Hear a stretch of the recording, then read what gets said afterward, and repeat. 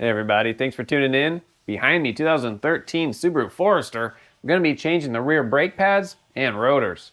Get started. First thing you want to do is jack the vehicle up, put it on jack stands, we'll pull our tire off.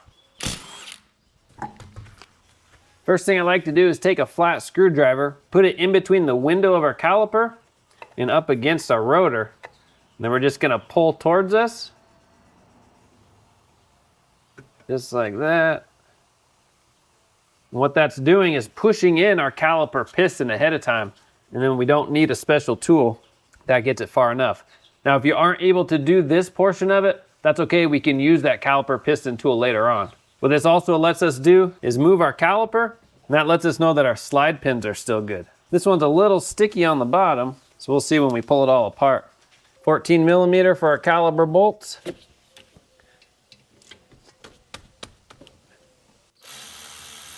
Pull this off, set it aside. You can just rest here. Like one of our pads already fell out. Pull out the other one. Pull off our hardware. All right, now we have our slide pins. We're just gonna knock all this dirt off our boot. Do that to the bottom too. Just a lot of little dirt. Okay, we'll pull it out just like that. Wipe off the old caliper grease. We'll apply new caliper grease. We want to make sure that this grease is for calipers. What's up, buddy? And we'll put it back in. I like giving it a twist as it goes in. So see how this can move nice and free? This one is kind of stuck on us, but we can turn it left and right, so that's good. Means it's not really seized, it's just kind of stuck. I'm going to take my screwdriver, tap on it with my hammer, hopefully just get this knocked out. There we go. All right, we'll do the same thing. We'll just wipe this off, get it really good and clean. Apply our new grease. Put this in, give it a twist. There we go, and now it's moving nice and free. That's what we want. Our bracket bolts are 14 millimeter. Hold on to it while we take our second bolt out. And move you around, we'll take our rotor off. To get our rotor off, we want to make sure that our emergency brake is in the off position. Then we'll hit on the rotor on the outside here.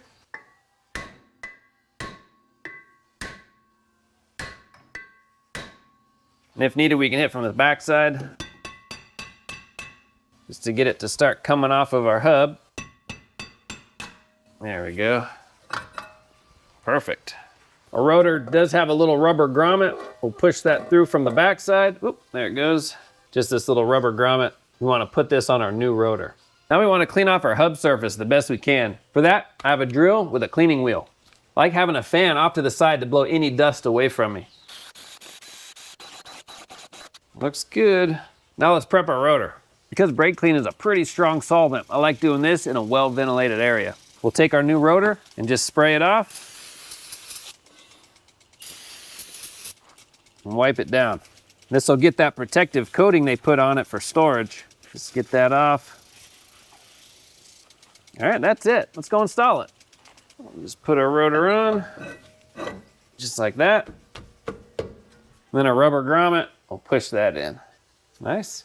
For our bracket, we want to clean out these channels. We can use that same drill and cleaning brush and just get the best we can. Depending on where you live, some places have more corrosion than others, but just do your best to clean it off. Next, we'll install our hardware. It's pretty intuitive how it goes in. Just push it in the channel, just like that. And if needed, what I like to do, let me find my screwdriver, is take my screwdriver and just push it in and make sure it seats all the way. There we go. And we'll do that to the other side. Oops, sorry, I'm out of camera view. And get it pushed in all the way.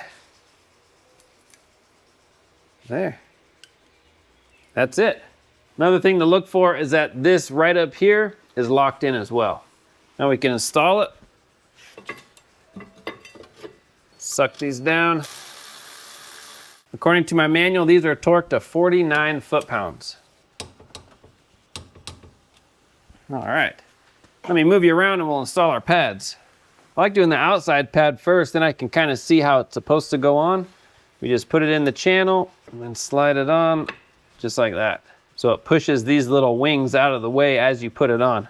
Now the inside pad has our wear indicator. Let's push that on. Perfect. Now our caliper, if you were able to push it in at the beginning, we could just put it right on. If you're not able to, then we want to take our caliper piston tool and push that in the rest of the way. There's lots of different tools. You can also rent one from the auto parts store if you don't own one. Now we'll just install this. Move our slide pins in, there we go. Snug these down. These are torqued to 20 foot-pounds.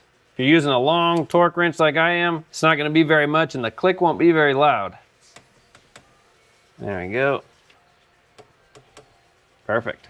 Well, that is it. We'll go inside, we'll pump the brakes up. That'll push our caliper back out, throw our tire on, and we'll do the exact same thing to the other side. Good job. All right, there you go. That's how you can place your rear brake pads and rotors on your Forester. All in all, not too bad.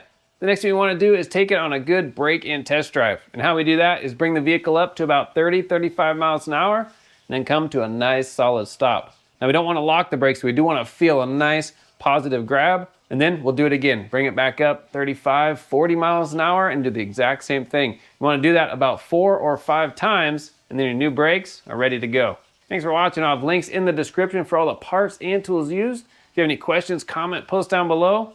We'll see you on the next one.